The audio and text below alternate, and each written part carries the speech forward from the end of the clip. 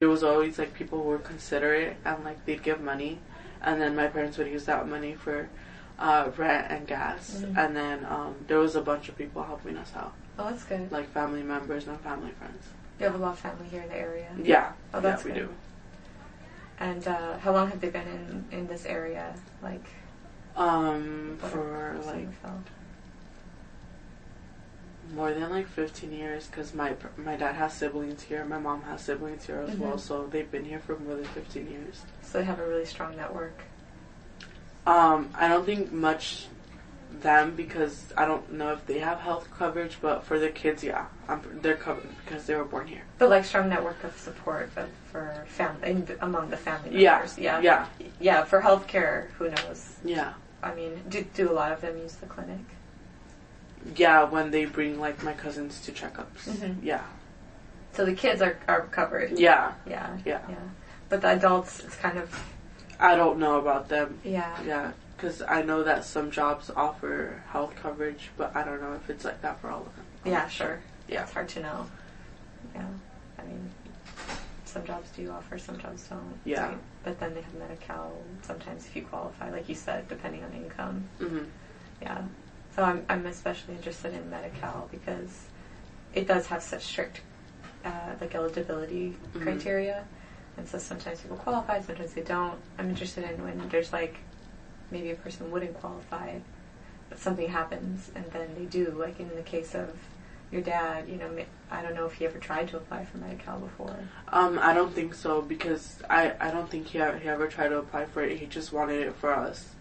So once they said that if all the like tests came out positive and he was compatible for my brother, then that's when he said, well, like, if I get Medi-Cal, then I'll do it because I can't afford this. And then the doctors told him that, yeah, that Medi-Cal was going to pay for all of it, that he wasn't going to pay for anything because it was for Alex, who needed a piece of the liver. Yeah. And that all that testing was covered under emergency Medi-Cal? I guess so, because that I know of, I don't think he ever paid for anything. Yeah. Yeah. So they had some reason that they said he should get Medi-Cal. Yeah. And that he would qualify. Yeah. Because of a very specific situation. Yeah.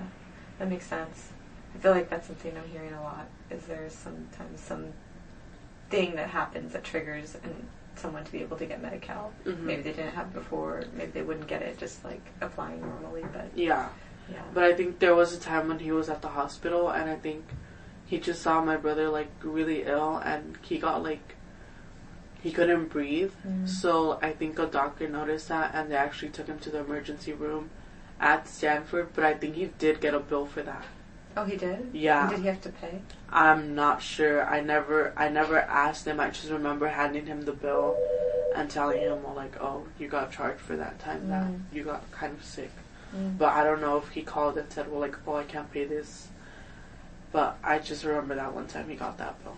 That was before or after he had got Medi-Cal? It was after he had Medi-Cal. Oh, okay. Yeah. So, yeah, you don't know how it was resolved or anything? Yeah, because I don't live with my dad, I live with my mom. So we see like each other like every other day when he comes to visit us, but other than that, not really. Yeah. So, and did your mom ever get bills for Alex's care that she had to deal with? Or either of them? She did get a couple bills sometimes, but I think she did because they didn't know that he had Medi-Cal. And also he called the ambulance twice, and she also got a bill for that. But when she called them and explained that, oh, he had Medi-Cal, it went all to Medi-Cal. Medi-Cal paid for that. Yeah. Okay. So she knew how to do that. Yeah. She knew that if a bill came, that she should call and say, he has Medi-Cal, here's his number. Okay. She didn't have to come into the clinic. She was able to do that on her own. No, she would call. She would call here? No. She would just call directly. Yeah. Yeah. So she was really on top of all of that. Yeah. Sounds like she had a lot of practice. Yeah. Probably. Yeah. Yeah. So it's good that she knew how to call and not just let the bills stack. Yeah. Because, when I was a case manager, we would just have files of bills that people would just send because they're like, I don't know what this is. Yeah, I know, and it actually says, like, on the bill, like, to call if there's any questions or comments or something like that, so she just called and like when that question popped up, well, then they helped her there and they were like, oh well, if you have Medi-Cal, then it's gonna cover it. You don't have to pay for it. Yeah. I think sometimes the patients that when I would be a case manager, the bills would stack up if they didn't know English. They'd be like, I have no idea what. Yeah, my mom doesn't know English either, but she knows some words and how to say, oh, like, may I just speak with someone in Spanish? And then they'd pass her someone who spoke Spanish, and then she'd explain herself. Mm-hmm. Yeah. Well, that's good. Yeah. Yeah, that's a tricky thing, is you get a bunch of letters and you don't know what they mean. Mm-hmm. So now, is there a next step? Is there anything that, your family is any more meetings or things that you're waiting on? My mom was commenting that she wants to speak to Dr. Levitt and see if we can get, like, a lawyer to see if there's something to, like, fight for against the hospital, because there's no result to why he died. And also, I came to visit him Friday, January 13th, the day he had passed away, but I didn't know that yet. They told us until Saturday, January 14th. And as I was walking in, there was a nurse taking care of him, and she was, I think, putting medicine to a machine that was connected to him. And then she just stated, Alex is a big troublemaker. And then, like, in my mind, I was like, why would she say that? Like, he's a sick patient, and she has pretty good health.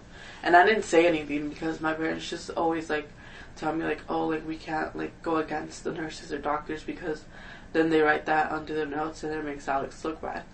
And I'm pretty sure she knew Alex was dead. I mean, she was a nurse taking care of him. And so that really pissed me off.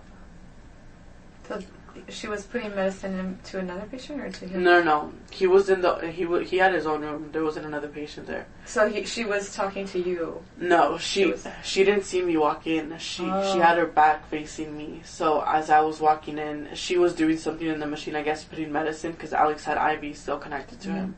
And she just states, Alex is a big troublemaker. To nobody or to him? To him. Oh. Because, well, she said Alex is a big troublemaker. So I don't think she heard me. I don't think she knew that I heard her say that. I see. But I just stayed quiet because of what my parents had told me. But, like, if I would have known that Alex was dead, I have to be honest, like, I would have said something. Because that's really, like, immature for her to say. And second of all, she's not there volunteering. I mean, she's getting paid for her work. So, yeah, that was just inappropriate for her to say. Yeah, because she didn't know anybody was there. Yeah. I see. I understand. Yeah. So now you guys are going to talk with the clinic here with Dr. Levitt. Yeah. And see if you can resolve some of this, because it seems like there's still a lot of questions that aren't answered. And just my mom just doesn't want this to happen again with another family. So she doesn't want another family to go through this. Yeah, makes sense. Yeah. Well, sounds like there's still a lot of questions, and there are a lot of things you guys are going to have to work through, and hopefully the clinic is going to be able to help you with some of that. And I don't want to take too much of your time. I know you're exhausted. It sounds like not just from all the stuff that you're talking about, but you've been working like crazy this week. Yeah. But I'll give you a chance if there's anything that I didn't ask you, any questions that you were thinking I would. If you had something else you wanted to say, feel free to do that. I like to give people a chance right now, like before I turn off the computer. Yeah, before I turn it off. If there's anything you wanted to say, I'll let you go ahead and say. What are you gonna do with all of this information? Like, with this project that I'm working on, it's like I said, I take the recordings and then I have them transcribed so that I just have like a document. And I can erase the recording, and then I take out all the names and the identifying information, and I put all of the interviews together and I analyze them. And right now, I started interviewing staff and the providers and health navigators, whatever, here at the clinic to see their perspective on the work that they do at the clinic. But I also wanted to add in patients, because I used to work with patients, in my old job. But hopefully, when I add all these stories together, I'll be able to present a really accurate and good picture of what people are going through when they're trying to get healthcare. I'm a PhD student, so this is going to be my dissertation. That's going to be my big project that I finish at the end of 5 or 6 years of this. And then